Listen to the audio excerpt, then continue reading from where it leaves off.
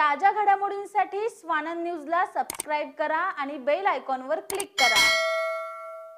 युतीत समन्वय नसल्याने उल्हासनगरमधील घटना घडली।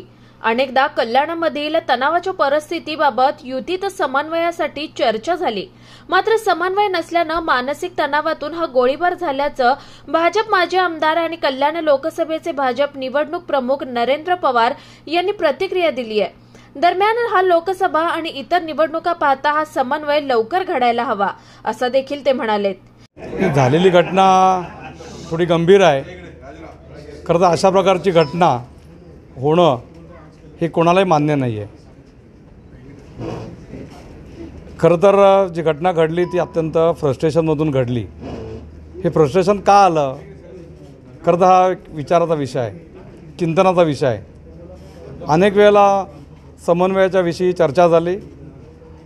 युतीमध्ये समन्वय न दिसल्यामुळे, न राहिल्यामुळे अनेक प्रकारच्या अडचणी या ठिकाणी बघायला मिळतात आणि त्याचाच एक पार्ट हा परवाच्या घटनेमधून दिसून आलेला आहे। पुन्हा एकदा सांगतो की हे समर्थनीय नाही आहे। या घटनेचं कोणीही समर्थन करणार नाही, पण त्याच्यामागची पार्श्वभूमी काय आहे ती खरं समजून घेणं गरजेचं आहे। भविष्यामध्ये भारतीय जनता पार्टीचे नेते असतील, शिवसेनेचे नेते असतील, या दोन्ही नेत्यांनी खालपर्यंत कार्यकर्त्यांमधला समन्वय काही गॅप निर्माण झाले असेल तर ती गॅप दूर करणं हे गरजेचं आहे। त्या दृष्टिकोनातून सर्व कार्यकर्त्यांची भावना देखील आहे। कोणालाही घटना मान्य नाही आहे, पटलेली नाही आहे। आपापसामध्ये भांडण होणं, अशा प्रकारचं एक मत कलुषित होणं ही गोष्ट अत्यंत गंभीर आहे।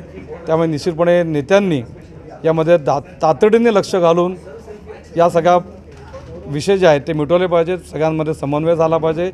भविष्यामध्ये येणारा लोकसभा आहे, विधानसभा आहे, विकास आहे, अशा अनेक विषय असल्यामुळे निश्चितपणे नेत्यांनी लक्ष घालावं अशा प्रकारची सर्वसामान्य कार्यकर्त्यांची भावना आहे। देवेंद्र फडणवीस यांच्याकडे गणपत गायकवाड यांनी नेहमी ह्या विषयावरती सांगितलेलं, तरीसुद्धा देवेंद्र फडणवीस वगैरे सुद्धा तिथे लक्ष दिलेलं नाही आहे आणि आपल्या प्रशासनाकडून दिलं नाही, हा प्रकार झाला नसता असं गणपत गायकवाड यांनी सांगितलं। तुम्हीही या संदर्भात बऱ्याचदा तक्रारी केलेल्या आहेत, नाना सूर्यवंशी असतील किंवा तुम्ही। मी मगाशी म्हटलं की सर्व कार्यकर्त्यांमध्ये या गोष्टीबद्दल अस्वस्थता आहे, समन्वय नाही आहे। थोडीशी अडचण ही युतीमध्ये प्रामुख्याने दिसते। त्यामुळे निश्चितपणे म्हणूनच आम्ही मागणी केलेली पक्ष नेतृत्वाकडे, दोन्ही नेत्यांकडे, की लवकरात लवकर तुम्ही हा समन्वय घडवून आणावा। ज्या काही गोष्टी घडत आहेत त्या गोष्टी घडू नयेत अशा प्रकारची भूमिका भारतीय जनता पार्टी आणि शिवसेनेच्या नेत्यांनी लवकरात लवकर इम्प्लिमेंट करावे अशा प्रकारची भावना ही सर्व या कल्याण डोंबिवली महानगरपालिका क्षेत्रातील कार्यकर्त्यांची, नेत्यांची आहे।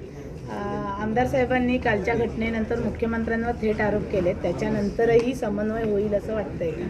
100% होईल, 100% होईल।